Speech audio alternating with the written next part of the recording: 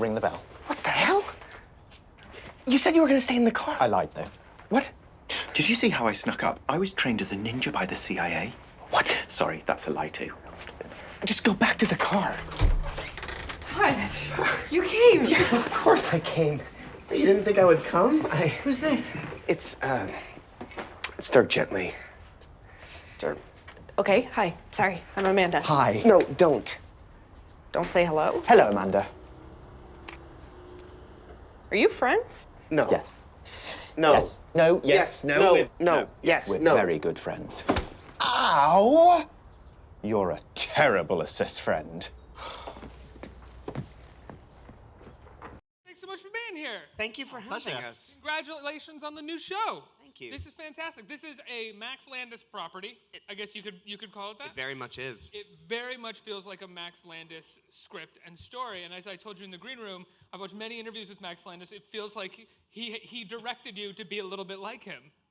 Yeah, he may have done. I don't know if he was aware of that, but certainly I was told that if I needed to get a steer on Dirk Gently as a character, I should watch Max Landis. Do you know what's funny? That has never occurred to me until now, but it makes so much sense. It's so him. Because he's a whirling dervish of a human being. Yeah. And he's always speaking and kind of things are pouring out of his brain at such a rate that it's difficult to keep up, and that is very much Dirk Gently. Yeah. And very excited about the things that are coming out of his brain. And I Yeah, don't say that super negatively, excited, But like yeah. your character is extremely excited about everything that is going on, even the worst of things. There's a real joyfulness to Dirk Gently, which Max also has. And then underneath that, when he stops the bluster, there's a real kind of vulnerability as well, which Max also has. Yeah. Yeah. So let's talk about this show from the beginning. How did you guys get to be affiliated with the show?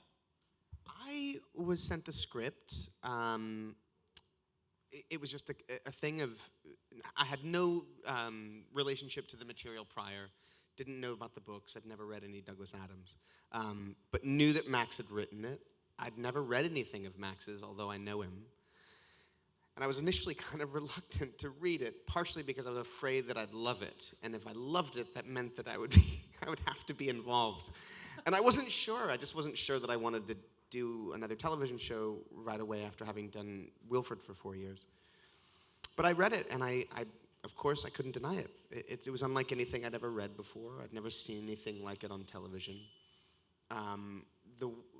Tonally, it was so many things at once, both really funny, very violent. It had these sort of science fiction elements. It was quite dramatic. The characters were very well drawn for something that had so many of them. It just had all of these things that I'd kind of never seen mashed together in this way before, and I found that really exciting. It's also doing something that I haven't seen on a TV show like this before, which is it's starting with stories that are kind of already happening and slowly bringing them together over the course of the episodes rather than sort of forcing awareness or like channeling everything that's going on in the pilot. That's a really good point. And one of the key moments of that is when the bullet is shot through my apartment and it ends up going into the apartment above, which is an introduction of a character we haven't met yet. And there's a lot of moments like that where these things are just happening and we're getting suddenly thrust into these things that are already in motion. Which is such an interesting way to introduce a character that's going to factor greatly into the story, because normally a TV show would want to be like, this character affects these people for this reason and we're going to play it out, whereas this seems like it's just a coincidence. I guess we're going to wait to find out. Well, that is the point. There are so many different storylines because ultimately everything is connected. Right. But at first what you're seeing is all these different characters who could absolutely be the stars of their own show. So it looks like they are completely disconnected and have no effect on each other whatsoever. But you're the star of the show. You're Dirk Gently. Well, it's definitely not the Dirk Gently show. It's definitely an ensemble. And I think the key actually is in the holistic detective agency thing, because Dirk cannot survive on his own. He would be dead within the first 20 minutes of the show if it weren't for making Elijah's character Todd his assistant. That's true, but to a certain degree, none of these things would come together in that way if it weren't for Dirk Gently. That is also true. I like when actors do this on stage. It's not me, it's you. I'm not the one. No, you're the one that makes it good. No, I'm the one. How did the two of you come together? Who was cast first, and how did it work out? It was kind of 1-1. Like It was relatively that, quickly, yeah. I was cast, and then very shortly after I was cast, I was away, came to LA. You were flown out, and it just so happened I was there briefly before going up to Portland to work. I was already in LA before you'd accepted the job. right. So then it was that quick. I was there for a screen test, and you weren't on. Had obviously read the script at that point, but you were. I don't think you were completely on board at that point. And so I was in LA for the screen test, and suddenly I got a call going, "Can you stick around a bit longer because Elijah's on board?" And I was like, "Yes, I can." Very much so, and then we got screen tested. Well, you were already in it, but you screen tested with me and someone else, I think, for the role, and I got it. Yeah. It was only like 7 weeks later that we were in Vancouver. Shooting in Vancouver Yeah. 7 weeks. Wow. Yeah. Right? It was about And, 7. and actually, we only finished filming about 7 weeks ago. we this finished is the filming quickest thing. 5 weeks ago. No. Oh. Maybe 6. Maybe 6. Wow. I mean, How, But we that's finished. We quick. finished basically September 1st. that's quick. how many episodes are in the first season? 8. 8 episodes. Yeah. So you finished shooting 5 weeks ago. Yeah, September probably about 1st. that. 5 or 6. Yeah. That's incredible. What was the shooting like? I mean, I had heard Max Landis talk about this when he was writing it, how insane it was that because he's essentially writing and show running, and he's like, I've never done this before. I'm responsible for every episode. I want to die. Like, what was it like while you were shooting it? He was great. I mean, ultimately, he was such a beacon for where he has the show so locked in his head, all of the details and where it's meant to go and how he wants it to be articulated. So he was a great person to have around, and he was wonderful, even in regards to acting notes, sort of character notes, because he knows these characters so well. He was fantastic. The shooting was just hard. It was hard because of how ambitious the scripts were. There's so many storylines that are converging at any given moment, so many characters, very, very ambitious, and they had to be sort of trimmed to work for the schedule, whilst still being beautifully ambitious as they are. And there happened to be 84 productions shooting concurrently in Vancouver at the time. So 84? 84. Yeah. So it We can't makes use for that this. location because Suicide Squad 2 is there. I don't know that we ever got screwed out of a location, although we did lose a couple, I think. I think we did, and also we would arrive and there would be other film companies there waiting to go in Yeah. after us. That happened a couple of times. So it makes, if you can imagine, it's like a traffic jam. It's like a traffic jam of filming. Yeah. However, that traffic jam is making it so that there's only so many people in every department. So then trying to find available crew at given times can be really difficult. And there are so many shows that run in Vancouver that are long-running shows. So people leave films. So crew members will leave films to go do these long-running shows because they run for 10 months. Right. So it's a funny situation there in regards to how many productions are going, which is ironic because they're saving a lot of money. Aside from that, it was incredible. You know, we had this material because we were all familiar with the first script. Second and third, I think I got very shortly after getting to Vancouver. So there's so much about our characters and about where it was going that we had no idea. And it was this wonderful discovery of how mad the journey gets. And also, everything was so important. Like a prop from episode 1, which you think doesn't mean anything, suddenly when you get to episode 8, is like the key to the whole thing, kind of thing. I mean, Yeah. it's not that, but it's that kind of thing that every single detail is so important. And we didn't have, Max had it all in his encyclopedic brain. We didn't. So, I mean, there's stuff from episode 1, which if we go to a second season, is important in the second season. It's that intricately connected. That's so difficult because a lot of actors approach their role as sort of how do I construct the story. When I'm going to do a scene, it seems like you guys have to sort of go in by scene and be like, what is my intention in this scene? They'll fill me in later as to how this scene plays out. It was a little bit like that, wasn't it? At times, it would mainly pertain to things that were like 2 to 3 episodes away. So episode to episode, we were very clear about what was happening, but if there was something that needed to be played that could potentially be something, a hidden truth of the character that was going to be revealed in episode 7, yeah, sometimes we would find out on the day. Or Elijah, you're kind of the straight man to Dirk's wild card. What is that like for you playing the straight man? Fun. I mean, my character is constantly reacting to the world around him. At least that's how he is initially, and it's interesting because Todd seems very much one thing when you meet him. his world's kind of falling apart. He's having the worst day of his life. And then he meets Dirk, who tries to sort of thrust him into this case that he's very Only reluctant seems like he's going to make it worse at Right, first. exactly. But Todd changes over the course of the season and becomes far more active because Dirk is actually not a good detective. And nor is Todd, but Todd's a lot braver. Todd has common sense and courage. And he's got right? common sense. So he starts to drive things a little bit. And they actually, the two complement each other in a really interesting way. Still very much the straight man to his sort of wild and loose, but the one that's constantly trying to like center him and keep them focused because he's spinning out of control. Which was a super fun to play. It was really great fun to play. Really we were like together every day, nearly every single scene, and it was brilliant. When it came to those scenes, I was always like, great, what's this one going to be? Because there was always something new, there was always something fun. We were always nearly dying in most scenes as well. Like we get into a lot of trouble. It was a lot of fun to film. And Max is such a great writer.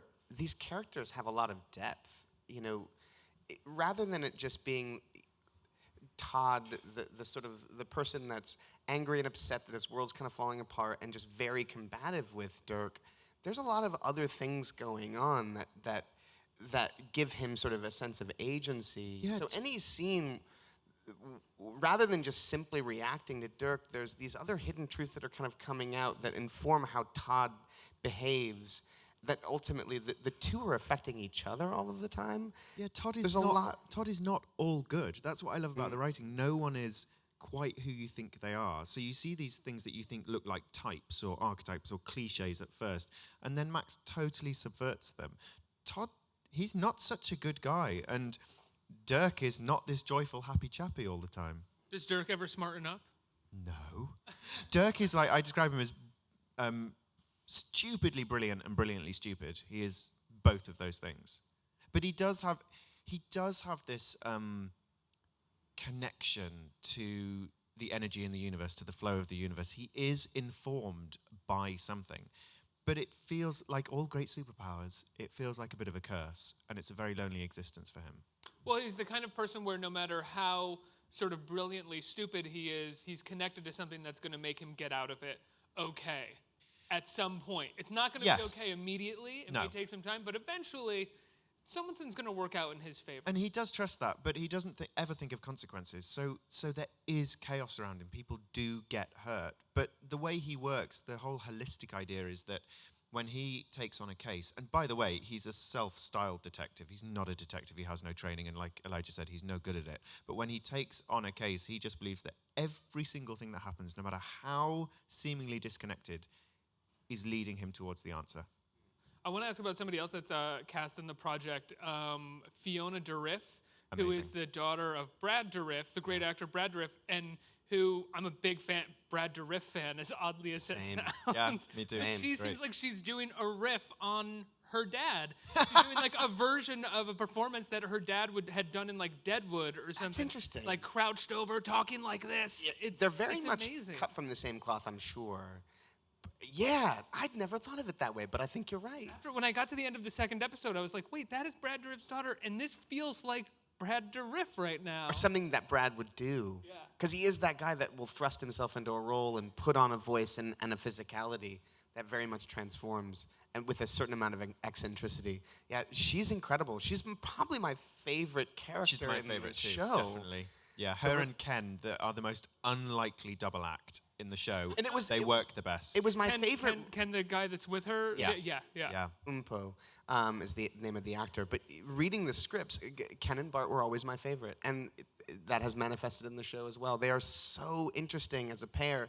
And ultimately, you can start to see the seeds of something really genuinely tender, which is hilarious for a character, Bart, who's essentially an assassin who, without care, will kill anyone. Enjoys it. And she's terrifying.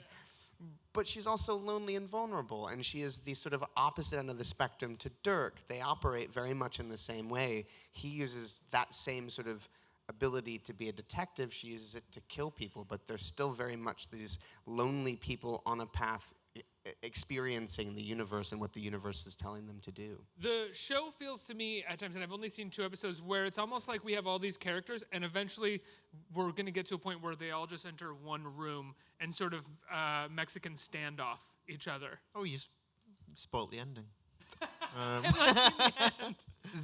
There is certainly a convergence, yeah. Yeah. It's all heading towards something. Yeah. So the 2 of you, I mean, casting. I can't It's say really anything more. exciting. No, I don't think that you could tell me. It's very exciting, actually, because it's something that we talked a lot about this with Max as we were making it, because he kind of did the thing that writers aren't supposed to do, which is that he's not always answering the things that he's setting up for people. So it's a mystery show, but he's constantly kind of pouring in new questions and not really paying things off all the time or at all. Yet, if the audience trusts, you will be rewarded, and those things ultimately will pay off, but they won't initially seem obvious. And I love that about the show. You're kind of thrust on this journey, and you're not quite sure where it's going, and little by little you start to get more and more information that ultimately starts to pay off the things that it's setting up. But it's doing it in this really trickly way, not in any kind of grandiose way, but it's a lot of fun getting there. And I love having the faith to keep that pace and to keep things sort of hidden a little bit from the audience. It is the kind of show that if you love it, you can go back to episode 1 and go, oh, I see it completely differently now, having watched the whole thing. That thing in episode 1 ties in with the end of episode 8 kind of thing. I mean, yeah, there are some big questions that don't really get answered until like episode 7. Yeah. And I think that's great. Yeah, I love that. Absolutely. You said that the 2 of you work incredibly well together on screen. Did you say that there were chemistry reads between the 2 of you? Did they force the 2 of you to sit in front of a camera with each other? Oh, and then yeah, be like, they totally did that. They did. Yeah. And it did feel like there was chemistry straight away. Yeah, instantly. It did. It Just didn't super take easy. any work, and which I was suspicious of. I thought I was making it up. I was like, that felt too good. That felt too easy. So clearly it didn't go well. The first thing that they had us do was this first scene we meet, where he climbs into my apartment and breaks in, and we end up in this kind of like scuffle fight, because to me it's some strange man that's broken into my apartment, and then he declares that he's a detective and that I'm his assistant. So that was the first thing that we did, and like we'd never worked together before, met each other, and literally like immediately thrust into like hitting each other. And I think, Yeah, I think I actually pushed you into a door and you fell to the floor. I think you did. That was the first time I ever. I would have. That's very mean. But just like Elijah fucking just fall. throw himself around a lot and bounces. He never gets hurt. It's really weird. Fall a lot. chemistry reads Purposely. are so interesting to me because everybody wants the part, so you're going to go in at the very least and try to make sure that there's chemistry between you and the other person that you're reading with. But how do you do that? You How do can't know if force there's that real though. chemistry? And also that's the wrong way to go in.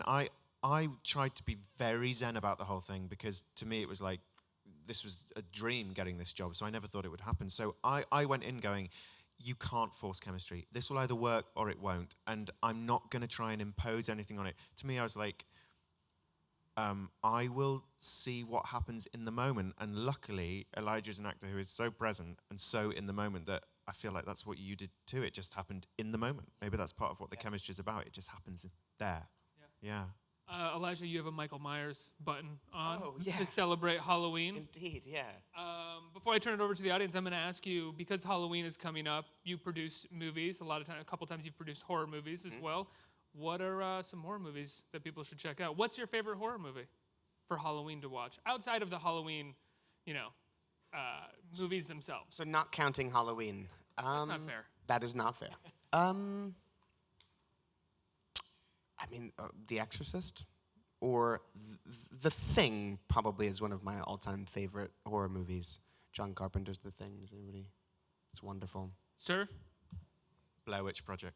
the original. The original. I am really bad with horror films because I cannot stand anticipation. Like I get stressed watching them. so I don't watch horror often, but I did go to the cinema and watch The Blair Witch Project, and that has stayed with me. And The Exorcist. That's another one that it's insanely good, that movie. Well, can I ask, if you get anxious, how did you handle the Blair Witch Project? It's a very tense film. Yes, It's a it is, movie except mostly that- based on anxiety. It is, except that it felt like, to me, my sort of teenage self, it felt like a new kind of horror film that I'd never come across because it was so psychological. So I really tapped into the drama of it. And But it's also very visceral. I mean, it's like Yeah, being I was terrified. alone in the woods at night and hearing sounds and. yeah, it terrified me. I didn't It sleep scared for a him so long time much. afterwards. I've heard this from him before that anytime there was a corner on set, I would just go and stand in the corner. Oh no, I couldn't. I mean, that just freaked me. I was like, Elijah, stop doing Blair Witch. Stop doing Blair Stop it. Witch. You do a Blair Witch impression for him? Yeah, he just stands in stand the in the corner facing the wall. And I'm like, don't do that, please. Who has questions out here in the audience? Who's got questions for these guys? Right here? Hey, where are you? I just want to say one of my favorite movies, The Faculty, you was in. One of my Oh, favorite movies cool. of all time. Yeah. As an actor in theater at the Atlantic Theater Company, I wanted to know, you guys have any like stories about bad auditions you guys had in the past, or anything that comes in mind? Trying to deter yourself? Why do you want that? like any bad auditions experience that you guys want to share with us, or Bad audition. Yeah, There's plenty. I've had a lot. I've had a lot of bad auditions. I mean, I was young. I think I may have been 9, 8, or 9. And I think it was for Kindergarten Cop. Oh, yeah. And it was Ivan Reitman. And I remember doing the audition.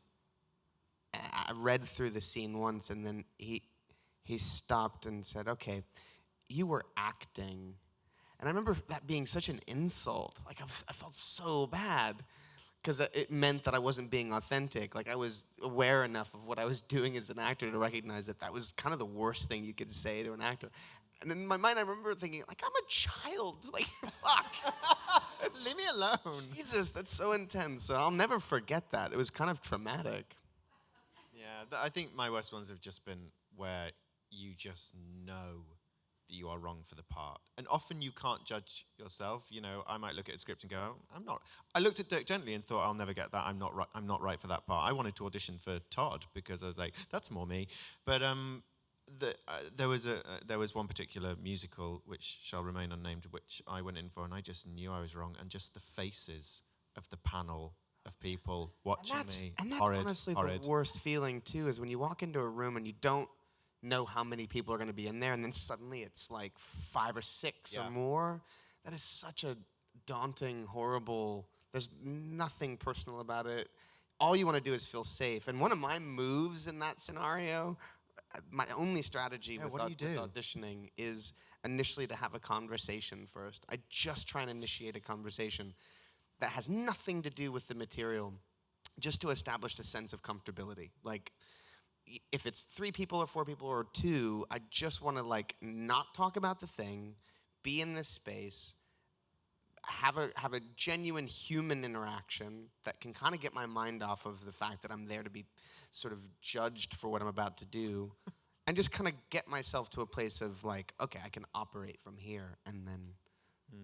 I mean, it doesn't always work, but it helps a little bit with the initial kind of nerves. I get very nervous. Yeah, I do. I don't find the audition process to be enjoyable at all. And in fact, it doesn't, unfortunately, feel like it ever gets any easier.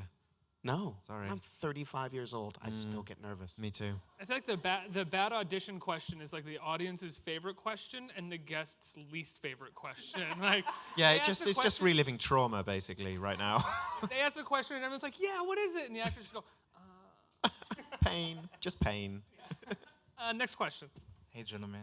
Hey. Thank you for being here. So this question is for Elijah Wood. So on the movie The Good Son with Macaulay Culkin, what was your memorable moment in that movie? Memorable moment of Yes, making the film? That movie was awesome. Oh, that's awesome. Thank you. Don't fuck with me, Mark. Yeah. Dude. Like the first time I heard a curse word in a movie. Fuck with me, Mark. Yeah. God, good one. I just remember it was really fun to make. I remember like, because there were these woods right next to the house that we filmed in. Remember like downtime, just running around in the woods playing with Macaulay, and my sister was there as well. And we'd like grab sticks and run around.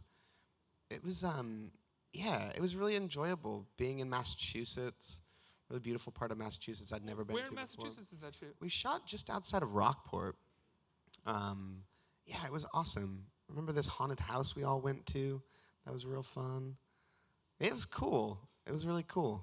And I never really worked on anything that was as scary as that. I mean, it's not that scary, but It it's is sort of quite about scary. a I remember that was twisted scary. child. So it was fun to work on something that was a little bit more psychologically messed up. And I remember enjoying Macaulay. And yeah, it was fun. Was that when you first started getting into horror movies or genre films, or did you find that happen afterwards? No, I was exposed to genre. Well, I was exposed to horror movies when I was 6. I have a brother who's 7 years older than me, so I have that wonderful benefit of having an older brother that will like give me the material I'm not supposed to be seeing. So he'd go to the video store with his friends and rent all kinds of horror movies, and then be like, "Dude, you want to see this?" So that's how I saw Nightmare on Elm Street 3 for the first time, and a bunch of horror movies growing up. Say Nightmare on Elm Street 3. Yeah, which is still my favorite. That's the best one. It's the best one, Dream Warriors. Watched it this weekend. Did you? Yeah, it was an AMC Nightmare on Elm Street marathon. Destroyed my morning. So good. 3 is the only one worth watching when you watch a marathon, though. That's the problem. It's great. I like 2. 1 and 2 are good. Where do you stand on New Nightmare?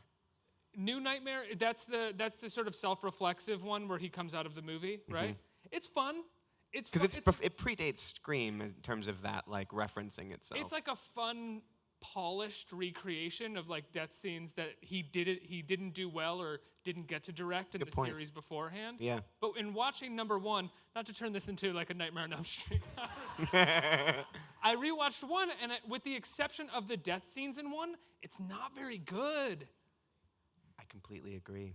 It's a weird one. There are moments in that movie where you're like, guys, you should have done a second take. Yeah. That It was suffers. bad. It's weird. Halloween has aged beautifully. Yes. It still feels modern. It still works. The performances are great. It's really ahead of its time, and it still feels that way. Elm Street has not aged, and some of it's the production value is not great. Like the first dream in when she dreams him in the alleyway and his arms grow long, that looks so janky.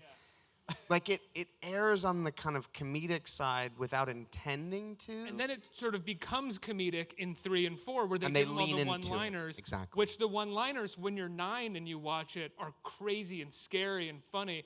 But when you're 32 and you watch it, you're like, that is a horrible one-liner. Why didn't you guys Yeah. bring a comedy writer in? Yeah, it's true. I have fondness for that movie, but I haven't watched any of these things you're talking about. I'm so Also, sorry. I can't watch Halloween. I can't watch Nightmare on Elm Street. I can't watch Scream. I can't watch Texas Chainsaw Massacre. I can't Hellraiser? watch Oh, Hellraiser. Hellraiser. Texas Best. Chainsaw Massacre is a It's a masterpiece. horror film to me. Well, it I is a horror can't- film. It's an art yeah. film. I mean, Texas Chainsaw, yeah, it's kind of... It may be arty, but I just can't do it. It's a masterpiece. Did you see the 4K restoration? No, I haven't. Oh I haven't, my but it's God. amazing. But you know, Sorry, guys, we're so on our own tangent right now. I'm with you. I I haven't will say seen one it. thing. I used to own Texas Chainsaw Massacre on VHS when I was in high school, and I loved watching it on VHS because it was janky and it was dark, and the blood you kind of couldn't see it, but when yeah. you did see it, it almost looks shined like in a snuff weird film way. in a way, because it's Yeah. so gnarly anyway. I got the Blu-ray before the 4K restoration. It was too clean. Right. There was something about it where it felt. I'm getting told to wrap. But up. I that's get si- it. but- I get it. I get it. But that guys. 16 millimeter grain is so beautiful. That scene at the end with the sunset when he's like spinning around with it, it's so gorgeous. Has anyone seen the Care Bears? Does anyone have another question? I'm so God. sorry. We've completely. We pulled the mics. I'm so sorry if anybody had a last question. It was so fun. I'm so glad you got to listen to us talk about horror movies. Guys, when can people see Dirk Gently? Tomorrow night. So Saturdays, BBC America at 9 p.m. Thanks so much for being here, guys. Congratulations. Thank you. Thank you. Thanks, guys. Thank you.